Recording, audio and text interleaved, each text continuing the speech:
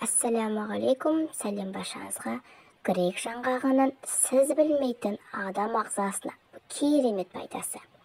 Жаңғақтың құрамында мидың, сүйектердің және шеміршектің жұмыс жағдайын сақтау үшін қажетті бордың көп мөлшері бар.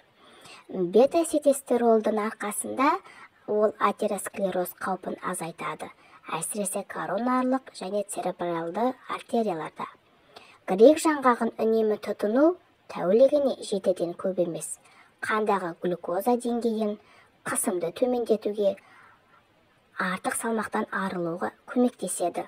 Қуық асты безі мен кеуде безінің қаупін азайтады. Жаңғақтардың калориясы жоғары, сондықтан оларды көп жеуге болмайды. Шикі күйінде жеген дұрыс.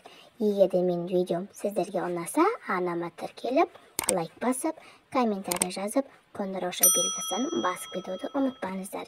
Менімен бірге соңына дейін болғандарыңызға рахмет. Сіздермен болған мен Гүлназ.